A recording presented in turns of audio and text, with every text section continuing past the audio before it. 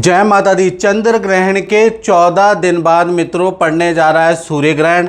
जी हाँ, सूर्य ग्रहण 21 सितंबर 2025 को पड़ने वाला है और इसका प्रभाव मैं पहले ही आपको बता दूं कि इसका प्रभाव भारत में नहीं है, भारत में ये दिखेगा नहीं। तो भारत में इसका कोई भी सूतक पातक कुछ का भी असर नहीं है। तो भारतीय लोगों को टेंशन लेने की ज़रूरत नहीं है। प्राय ये ग्रहण अगर देखा जाए तो न्यूजीलैंड के अंदर, फिजी के अंदर, ऑस्ट्रेलिया के अंदर दिखाई देने वाला है। तो ये ग्रहण भारतीय समय के अनुसार रात को 11 बजे से लेकर और रात को 3:23 तक ये सूर्य ग्रहण रहने वाला है। तो जो भी न्यूजीलैंड, फिजी और ऑस्ट्रेलिया में भारतीय रहते हैं, जो ज्योतिष को मानते हैं, तो वो कन्वर्ट करके देख लें, आपके ऊपर 12 घंटे पहले सूतक का प्रभाव लग जाएगा। हालांकि भारत पे सूतक पातक और इस ग्रहण का कोई भी प्रभाव नहीं है। ज्योतिषीय गणना के अनुसार 14 दिन में 2 ग्रहण पड़ते हैं तो उसका प्रभाव हो सकता है, लेकिन कहीं ना कहीं न्यूजीलैंड, फिजी और ऑस्ट्रेलिया पे इसका प्रभाव पड़ने वाला। याद रखिएगा, यह आंशिक सूर्य ग्रहण है, ये भी मैं आपको बता देता हूँ। तो कहीं ना कहीं जो भी बाहर इन कंट्रियों में रहते हैं तो 12 घंटे पहले आपका कहीं ना कहीं सूतक प्रारंभ हो जाएगा, उसको निकाल लीजिएगा। और सूतक के दौरान मूर्ति को स्पर्श करना, खाना बनाना, गर्भवती स्त्री का योगा व्यायाम करना या कोई इम्पोर्टेंट काम करना थोड़ा वर्जित होता है। साथ ही साथ देखा जाए इस समय पे कोई छत डालना, घर निर्माण का काम करना, मांगलिक कोई काम करना, व्यापार की डील करना वर्जित होता है। यानी सूतक काल के अंदर, ग्रहण के अंदर ये चीज़ें वर्जित होती है। लेकिन गर्भवती स्त्रियां, वृद्ध और बालक कुछ ना कुछ भोजन कर सकते हैं, क्योंकि ग्रहण जो चलेगा 12 घंटे का सूतक और 4 घंटे का ये ग्रहण है, तो करीबन 16 घंटे का चलेगा। तो 16 घंटे तो गर्भवती स्त्री, बच्चे और वृद्ध भूखे नहीं रह सकते। ऐसे में उनको कुछ ना कुछ खाना चाहिए और उसके अंदर तुलसी दल यानी तुलसी का पत्ता डाल के आप जल ग्रहण करें, इन कंट्रियों में रहते हैं। या फिर आप क्या करें कि कोई लिक्विडिटी वाला फलाहार आप कर लें, लिक्विड वाला दाल चावल खा लें, जिसके अंदर तरलता की मात्रा ज़्यादा, उस प्रकार का भोजन करना चाहिए। ऐसे में सूतक में आपको मांसाहार नहीं करना चाहिए, तामसिक भोजन नहीं करना चाहिए और तला हुआ भोजन नहीं करना चाहिए, याद रखिएगा। तो ये मैंने आपको बता दिया। अब ये जो सूर्य ग्रहण है इसमें छत्रभंग नाम का एक योग बनना है, क्योंकि जब ये ग्रहण लगेगा तो मिथुन लगन उदित होगा। सूर्य, चंद्रमा और बुध तीनों ग्रह कन्या राशि के अंदर रहेंगे। कन्या राशि पे ग्रहण लगेगा और शनि और सूर्य का समसप्तक योग बनेगा, जिसको हम छत्रभंग नाम का दोष कहते हैं। तो ये जो छत्रभंग का मतलब होता है सत्ता को हिलाने वाला, वर्ल्ड ऑर्डर को हिलाने वाला। ऐसी बात मैंने न्यूज़ चैनल में पहले भी लिखी और नेपाल में क्या हो गया आप देख ही रहे। जी न्यूज़ में मैंने ये बात रखी, एबीपी में ये बात रखी, आज तक में ये बात रखी, आप देखते ही तो हैं मेरे कार्यक्रम।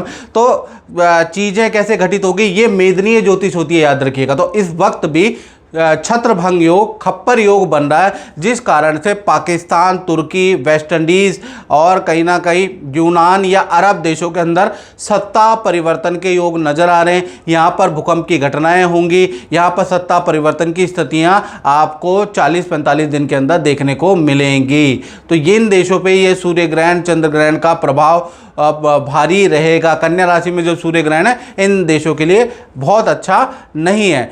तो साथ ही साथ अब हम बात कर लेते हैं कि इसका राशियों पे क्या प्रभाव है, इसके बारे में चर्चा कर लेते हैं। सबसे पहले मेष राशि, आपके 6ठे भाव में ये ग्रहण का प्रभाव है। अच्छा बुरा दोनों प्रकार का फल आपको करियर में मिलेगा। वहीं पर पुरानी डीलें आपकी बनती हुई नजर आएंगी। साथ ही साथ देखा जाए तो पुराने ऑफिस में कोई काम रुका है तो वो बनता हुआ नजर आएगा। लेकिन कहीं ना कहीं बॉस से तनाव भी आपको 20-25 दिन या 40 दिन सहना पड़ेगा, उसके योग नजर आ रहे हैं। इसी प्रकार से वृषभ राशि के बारे में बात करें, आपके पंचम भाव में ग्रहण का प्रभाव है। पंचम भाव प्यार प्यार का होता है, रिलेशन का होता है, उसमें कुछ तकरार अनबन दिख सकती है, संतान से कुछ वाद विवाद, संतान को एंटी की समस्या रह सकती है 40-45 दिन। मिथुन राशि के बारे में अगर हम चर्चा करें तो आपके चतुर्थ भाव में ये ग्रहण का प्रभाव है। सूर्य शनि का समसप्तक भी चतुर्थ भाव में बन रहा है, तो कहीं ना कहीं माता पिता को हेल्थ के इशू रह सकते हैं, प्रॉपर्टी संबंधित काम में आपको दिक्कत या वाहन पे आपका खर्चा आ सकता है, उसके योग बन रहे हैं। कर्क राशि वालों के बारे में बात करें तो आपके तृतीय भाव में ये ग्रहण है। वैसे तो कोई प्रभाव नहीं, लंबी दूरी की यात्रा करना चाहते हैं तो थोड़ा सावधान रहे, लंबी दूरी की यात्रा में आपको कष्ट हो सकता है, अन्यथा इस ग्रहण का कर्क राशि पे बहुत ज़्यादा प्रभाव नहीं है। सिंह राशि के बारे में अगर हम चर्चा करें तो आपके द्वितीय भाव, सेकंड हाउस, धन वाणी के भाव में है, तो वाणी जरा सोच समझ के बोलिएगा, खासकर उच्च अधिकारी या सरकारी अफसरों से जरा जमान संभाल के बात कीजिएगा, नहीं तो आप पे भारी पड़ सकती है। अन्यथा धन के लिए अच्छा है, धन का कुछ लाभ आपको 40-45 दिन होता हुआ नजर आएगा, लेकिन वाणी से बहस भी हो सकती है। साथ ही साथ कन्या राशि के बारे में बात करें तो कन्या राशि आपकी राशि पे ये ग्रहण है, तो अच्छा और बुरा दोनों प्रकार का ये ग्रहण है। बैंक से संबंधित कोई चक्कर आपको काटने पड़ सकते हैं, ऑनलाइन ट्रांजैक्शन अगर आप कर रहे हैं, बड़ी ट्रांजैक्शन कर रहे हैं लाखों की, थोड़ा सतर्कता से एक बार कंफर्म करके करें, नहीं तो आपको ऑनलाइन कुछ दिक्कत हो सकती है। लेकिन कोई मान सम्मान भी आपको मिलेगा, उच्च अधिकारी आपकी सराहना करते हुए नजर आएंगे, तो अच्छा बुरा दोनों प्रकार का प्रभाव है।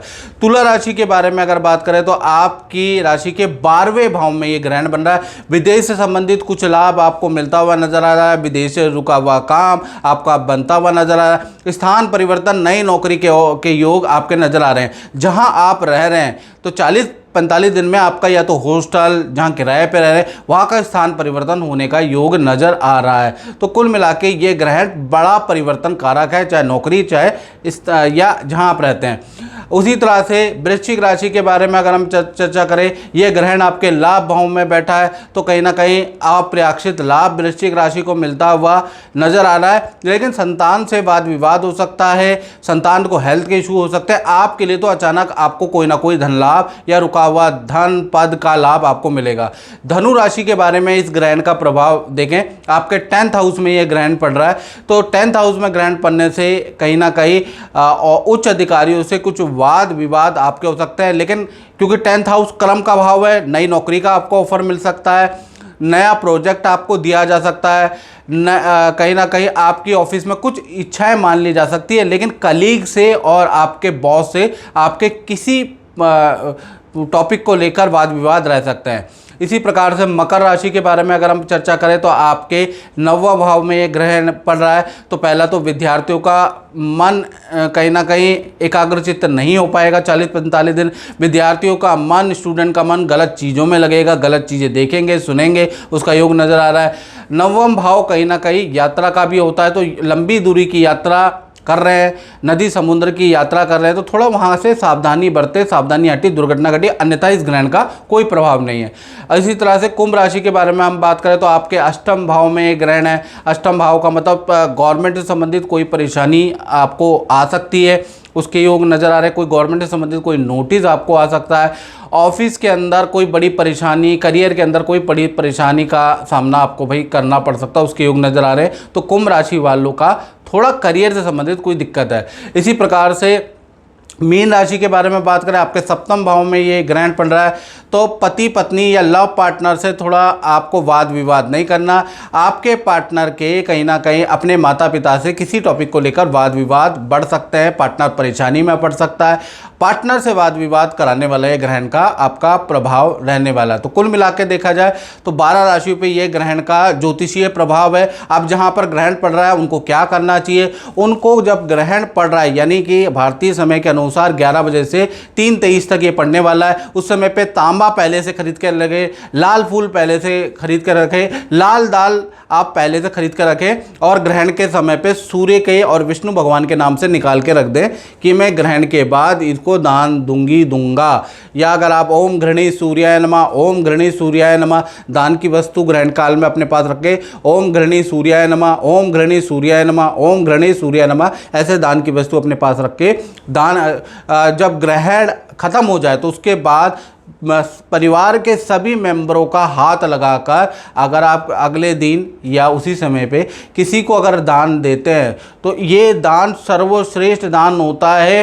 1000 रुके हुए काम बनाने वाला महान दान होता है ग्रहण का दान। तो वो दान जरूर दे, उससे ना चूके, याद रखिएगा। अगर आपने दान दे दिया तो करियर से संबंधित, क्योंकि सूर्य करियर का स्वामी है, सूर्य आपके तेज का, यश का, पद प्रमोशन का, सरकारी काम का स्वामी है। तो सरकारी कोई विदेश से संबंधित रुका हुआ काम, वीजे का या सरकारी किसी चीज़ का रुका है तो आपको ये उपाय जरूर कर लेना चाहिए और इससे आपको लाभ हो सकता है, तो आप करके जरूर देखें। तो मित्रों, इस कार्यक्रम में बस इतना ही, मुझे दीजिए इजाज़त। जय माता दी। जोशी जी नमस्कार। मैं आपसे पूछना चाहता हूँ कि आप गुरुजी से काफ़ी समय पहले से जुड़े हुए हैं, तो अपना कुछ अनुभव बताइएगा कि कैसा रहा। हमें पंडित जी का रेफरेंस किसी ने दिया था, तो हमने उनका यूट्यूब में भी देखे थे वीडियोस। तो 2015 में हम लोग पंडित जी से मिले थे। तो उस समय हमारी कुछ मतलब ऐसी कुछ समस्या चल रही थी जो काफ़ी टाइम सॉल्व नहीं हो पा रही थी। जैसे हमें संतान की प्राप्ति नहीं हो पा रही थी और काफ़ी सारे रास्ते हमारे रुके हुए थे, घर के भी प्लानिंग थी, बट वो चीज़ें अड़चने बीच में आ रही थी। तो हम लोग पंडित जी के पास आए, तो पंडित जी ने हमें कुछ उपाय बताए, वो उपाय हमने किए। तो उस उपाय को इसने स्टार्ट ही किया था कि हमें उसके पॉजिटिव रिजल्ट्स आने स्टार्ट हुए। तो हमें संतान की प्राप्ति भी हुई। पंडित जी ने हमें प्रॉपर्टी का बताया था कि इस टाइम प्रॉपर्टी का भी योग है, तो उन्हीं के अनुसार ही प्रॉपर्टी का योग भी बना हमारा। तो काफ़ी हम लोग खुश हैं और हम आते रहते हैं पंडित जी के पास। चलो, आगे भी माता रानी आपकी मनोकामना पूर्ण करे, ऐसा हम प्रार्थना करते हैं। आप कुछ कहना चाहेंगे? मैं तो यही कहना चाहती हूँ कि जब से मतलब पंडित जी ने जो हमारे को बताया वो बिल्कुल ठीक था। जो उन्होंने जितना टाइम पे उन्होंने बताया वो उतने टाइम पे अपना आप ही हो गया।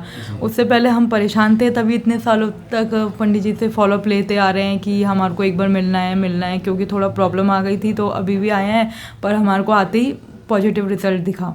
चलो, यही प्रार्थना करेंगे माता रानी से आपकी मनोकामना पूर्ण हो और गुरु जी का आशीर्वाद भी बना रहे। जय माता दी।